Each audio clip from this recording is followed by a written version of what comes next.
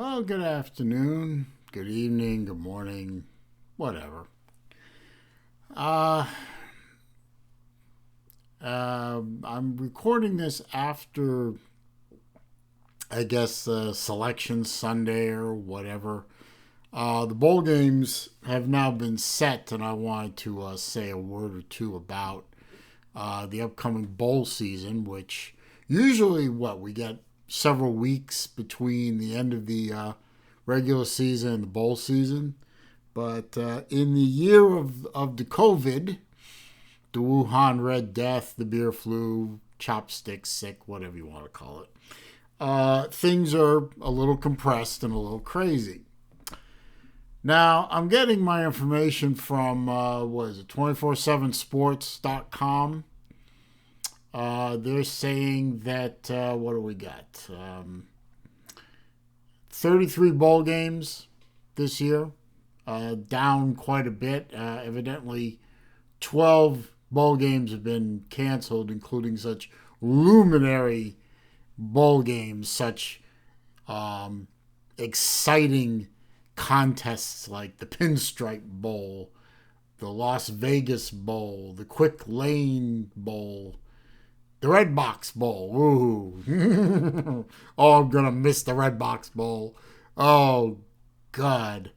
And evidently, a total of 20 teams opted out of the bowl season, including such bowl worthy contenders as the Criminals of Florida State. Florida State with what, a 3-6 record or something like that. You weren't going bowling anyway, so opting out of the bowl season for a 3-6 team is stupid. Keep your mouth shut.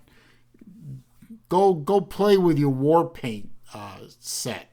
And, feed that old nag some more hay and get him ready for next year. Yeah. Louisville. Who knew that Louisville was even bowl eligible? Penn State is declining to go to a bowl game. I don't think you guys were bowl eligible anyway. Washington and Washington State opted out. Oh, big deal. Oh, all kinds of garbage teams. None from the SEC that I can see. No SEC teams listed. A lot of Pac-12, a lot of ACC, a lot of small 10 teams. No small 12 teams that I can see. Whatever. But what did we end up with? We ended up with 33 bowl games. I'll skip the ones that don't really matter. Some of them haven't extended invitations yet, but some of them, frankly, don't matter. Don't care about them. I mean, who cares about the Independence Bowl? Nobody cares about the Guaranteed Rate Bowl, which, by the way, is being played in Phoenix. What do we care about? I don't care about Cheez-It Bowl. Don't care about the Alamo Bowl. Duke's Mayo Bowl. Only a Southerner could understand that, but don't care about that. Let's see. Let's see. Peach Bowl. That's one of the biggies. Peach Bowl ends up being that's at 12:30 in Atlanta. Number 8 Cincinnati versus now these rankings obviously I don't know if they're accurate or not. Doesn't matter. But it's Cincinnati versus Georgia in what is essentially going to be a home game for Georgia, even though the crowd will probably be a little bitty crowd. Or maybe no crowd. Georgia's going communist, so they're probably going to go with the full-on lefty COVID rules, and nobody gets to go in. So who cares? Cincinnati versus Georgia.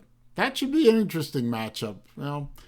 If JT Daniels is playing quarterback, I think Georgia will roll over Cincinnati fairly easily. Citrus Bowl. The only reason I'm going to call that one out is because it's in my home state of Florida. It's going to be Northwestern versus Auburn. That's a 1 p.m. By the way, these are on January 1st. 1 p.m. In Orlando. That could be a toss-up. I mean, Auburn sucks. Northwestern is a bit player in the small 10. Auburn doesn't have a head coach right now. They have an interim coach. So who knows? I mean, the Gus Bus has lost its wheels, so who knows what's going to happen with Auburn. That could be an intriguing game with two teams that, two mediocre teams, or it could be a disaster for Auburn if the players decide not to show up. The Rose Bowl, which is one of the two semifinal games for the playoffs, is number 1 Alabama versus number 4 Notre Dame. The Rose Bowl obviously is a Pasadena game, but because the People's Republic of Californication has idiotic COVID rules that make it impossible for anyone to do anything in that state anymore. I honestly don't know why anybody with a brain cell that functions still lives in Californication, but okay.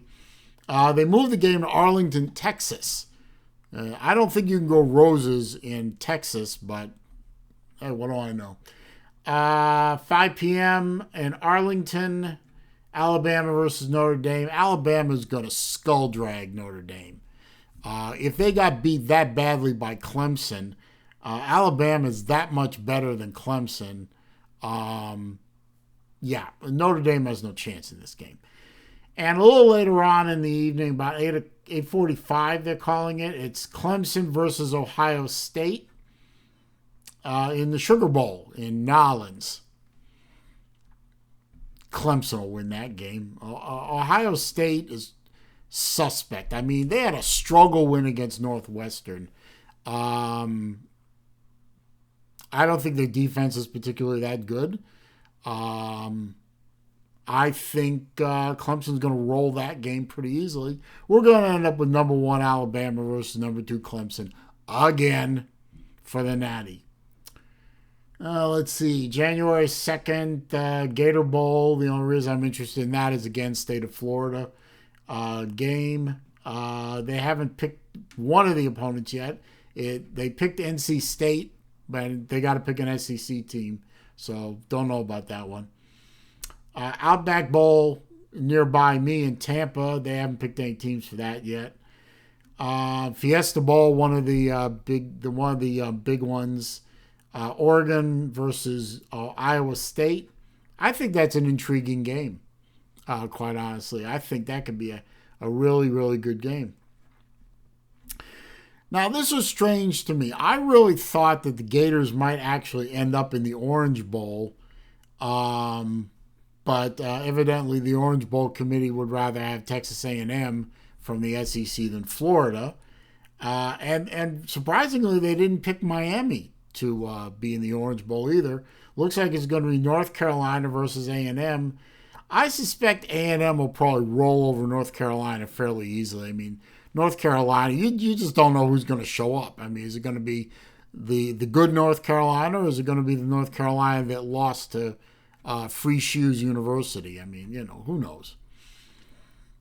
And then January 11th is the national championship.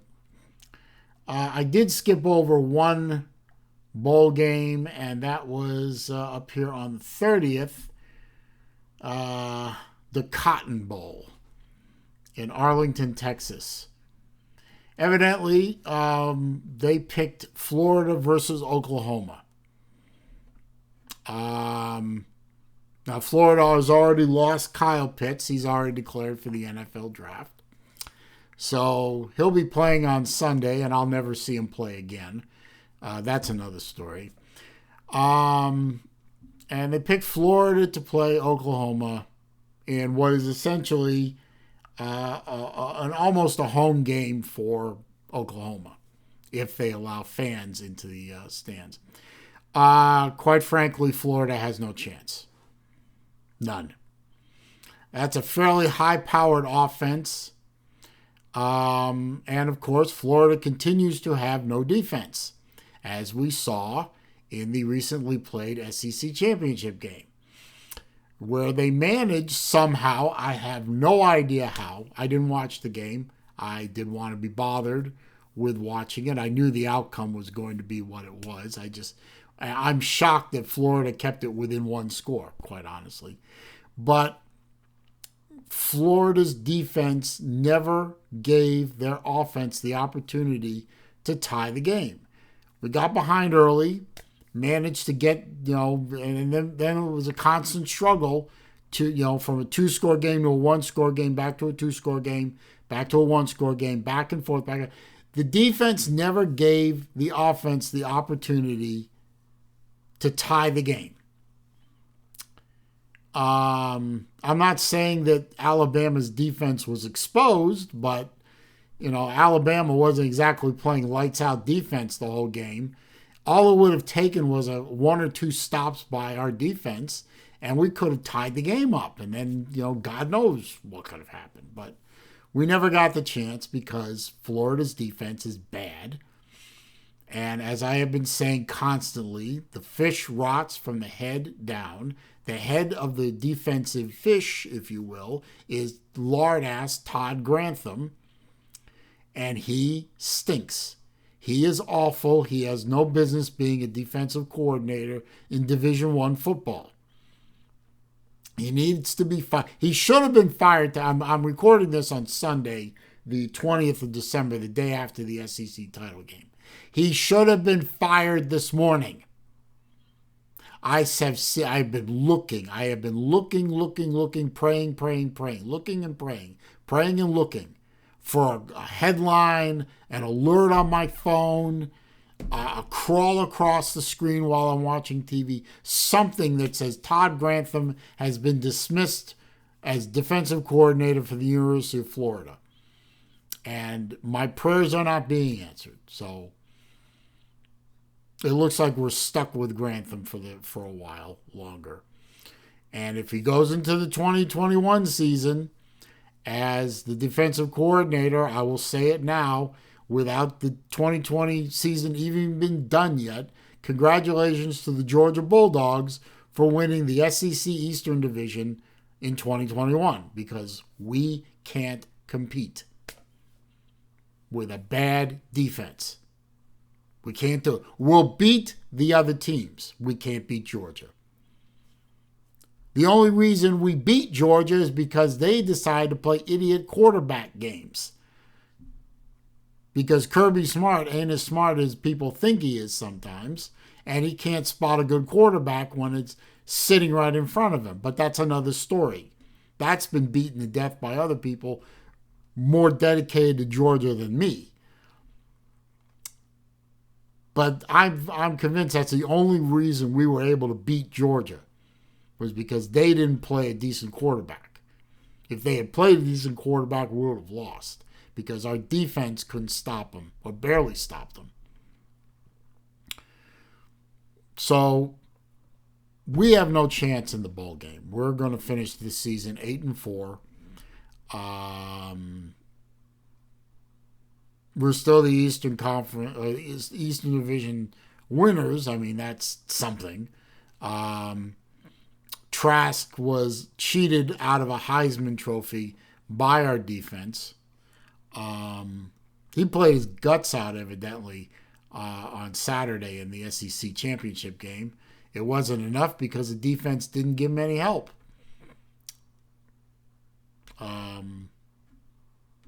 And congratulations to the Alabama Crimson Tide. They played, from what I understand, a hell of a game. And now they're going to go off and they're going to win the national championship and claim their 57,000th natty. They've been claiming national titles so often I've lost track. But Oklahoma will beat us up and down the field. We have no way of stopping that offense. The only saving grace is possibly Oklahoma's defense isn't any better than ours, and Maybe this turns into a shootout, but if our defense can't stop them one time, it's whoever gets the ball last. And, the way our season's going, we won't get the ball last and we'll lose the game. So that's it. The bowls have been decided. Florida's going to the Cotton Bowl on December 30th. They're going to play Oklahoma, and they're going to lose because everyone on that team refuses to play defense.